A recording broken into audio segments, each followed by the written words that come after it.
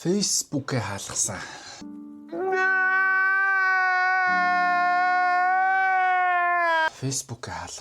Facebook маань suspend болсон. 2025 оны 12 сарын 20-ны өдөр Facebook-ээ хаалгасан. Suspend болсон. 180 хоногийн хугацаа өгсөн. Апил хийж болно гэсэн. Апил хийн гэдэг нь нөгөө бичиг баримтаа явуулаад энэ миний хаягаа бити устгаач. Манайхан нөгөө давзаалтах гэж яриад тах шиг үлээ те. Гадуур. Тийм годомны яриа байш шүү. Уг нь апил гэж югс энээр харч л та. Submit хийх гэсэн юм болоо. Би ч уг нь орчуулагч хэлдэг шүү дээ. Oh my god! Wow! Уса. Цааш нь авч тавьчих юм. Тэгээ уудаг суучих юм. Тэгээд апил гэж үсэг харъя л да. Апил. Анхаарал татах гинөө. Давзаалт. Тийм биш үү? Хуулийн хэллэгээр давзаалтах юм шүү дээ. Тэгвэл maaхан ч зөвлөл орчуулад байгаа юм шүү дээ. Маргаантай асуудлыг шийдэхин тулд шүүгчд хандах гинэ апил. За ямар ч Facebook дээр апил гэдэг ойлголт байгаа. За тэгээд миний Facebook-д яг юу тохиолдсон бэ гэхээр ер нь бол нэн дөрөнд хэлэхэд бол миний буруу. Би бол Facebook-ийг хэтэрхий басамжланд оромжсон. Яасан бэ гэхээр өөр дөрөө хурамчаар бот шахсан, хурамчаар үзэлтэй нэмсэн гадаадын сайт ашиглаад тэ. Тэгэхээр нөгөө Facebook-ийн чинь цаана хиймэл оюухан байгаа шүү дээ. Хүн биш. Хиймэл оюухан хянаад байж байгаа. Тэгээд угаасаа тэгж хянахаас өмнө би нөгөө энэ тентгийн пост одоо хусдаг тэ. Копи хийж нэг хандлтаа өсгдөг байж хагаад юу яасан? Анхааруул авцсан байсан. Your profile is at risk тэ. Ийм эрсдэлтэй байна шүү гэдэг төвшин дээр уус очсон байсан. Тэгээ одоо ингээ Facebook болохоор амар хэцүү ажиллаа хийж болохгүй. Би ч нөгөө гэрээсээ ажилладаг хүн байхгүй юу? Бараг нөгөө эргэсэн тодорхой ажилгүй гэдэг шиг. Тэгээд за харъя л да 12 сарын 25-ны өдөр 20-ны өдөр лөө 20 байдаг хаа. 4 өдөр 12 сарын 24 өдөр миний Facebook-ыг хагаад энэ бичлэгийг яг хийж байгаа хугацаа 1 сарын 5.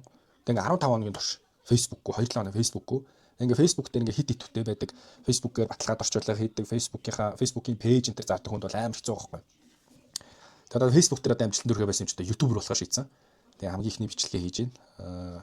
Өөрөө бичлэг хийхээс гадна бас охиноо бичлэг хийлгэе гэж бодсон. Сая шинэ жилээр нь iPad аваад өгсөн чинь бүр салхаа байлаа. Сүүлийн бас 2-7 хоногийн үр дүн. Roblox тоглож байгаа. Тэгээ Mindy Playing Roblox гэдэг ер нь тийм channel. Би одоо нөгөө 1000 stage sub-тай YouTube худалдаж авах гээд хайж байна. За энэ удаагийн бичлэгэн дээр бол өөрийнхөө Facebook алдсан талаар ярина. Тэгээ дөрөв хийсэнчлэн бол миний буруу. Гомдоод байх юм алга. Гэтэ жоохон харамсалтай байгаа. Тэгээ Facebook руу зөндөө холбогдсон спортоор нь холбогдоод уцаар ярьж үтсэн 2 ч удаа уцаар ярьсан. Тэгээд яг нь ер нь бол нэмэргүй би бас сэтгэл санааны бэлтгэл нь баг устгах байх. Тэгээ бүр Facebook-ээс блоклогдохч магадлалтай юм шиг байна. Тэгэл нэг тиймэрхүү л энэ. За цаашдаа яах вэ гэж те. Би ч нөө дөрөв хийсэн онлайнаар баталгаад орчуулга хийдэг. Ямар ч нэг шинэ пэйж нээсэн. За тэгээд өөрөө юуны тул пэйж зардаг хүн блэ.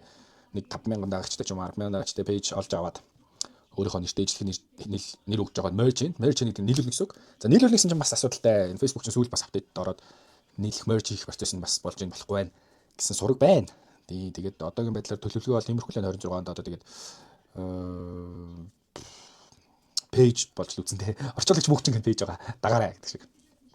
За тэгээд өөр энэ бичлэгээр яг юу хэлж ирсэн бэ гэхээр тийм хүмүүст нөгөө анхааруул хэл гэж бодсон л та. Одоо тэр нэг амар түгээмэл яригадаад байгаа Facebook community-сэн даар тэгээд Facebook угаасаа дэлхийд даяар 10 сая аккаунт устгасан юм байна 2025 онд. Тэднийх нэг нь миний холж таарад. Тэгээд миний таньдаг эргэн тойрны 2 3 хүнийх бас устсан байлээ. Дандаа юм хоёр хаягтай тэгээд юм онлайнаар юм зардаг, онлайн шоп ажилладаг тийм хүмүүс байсан. Тэгэл энэ амар хайрын штэ. Зарим хүний хувьд бол олон жил хэлбэр. Миний хувьд бол яг хоёр дахь Facebook байсан. Би ч хамгийн анхны Facebook-д 500,000 төгрөгөөр зарцсан дурак штэ. Харамслаа. Тэгээд надад судалж авсан юм маань ашиглаж чадаагүй юм шиг үлээ. Бид хоёрын хувьд аль аль нь анхны хувьд байсан. Анхны удаагийн тохиол байсан. Тэгээд Facebook бас тэний компани биш болохоор өөр девайсаас орохоор болдгүй юм билээ. Би уг нь бүх юм яг бүрэн дамжуулж өгсөн өмнөх Facebook-ийнхаа login password-ийн хувцсны дугаар мэйл бүх юм солиод уулзаа зарж исэн. Тэгээд харамслаа ашиглаж чадаагүй юм шиг үлээ. Тэгээд би ч сэргээж болохгүй. Тэгээд шинэ Facebook нээж байсан. Тэгээд өөр ер нь юу гэж хэлэх гээд байгааг нөгөө хүмүүсийн ингээд ийм бичлэг зураг оруулж болно болохгүй гэл тийм юм байгаад тийм шүү дээ. Та би энэ бичлэгийн доор community стандартыг ер нь монголоор жижигхэн тайлбар коммент гэж юм оруулчих за. Тэгээд ер нь Facebook ер нь нэлээд чангарсан. Одоо тэгээд 30 минут юм ярьсан чинь ер нь боломжгүй байна. Эхний бичлэгээ ийм богинохон л оруулахаас тэгээд дараа нэг ийм тэмдэглэл хөтлж байгаа жоох нэг ийм цэгцтэй мэдээлэл оруулах нь зүйтэй юм шиг байна. Тэгээд Facebook-ээ хаалгасан хүмүүс бас ер нь начин гэж өөрийнхөө Facebook-ээр бити тоглоорой гэх юм уу. Тиймэрхүү л бичлэг хийх гэсэн юм аа. За баяр таа.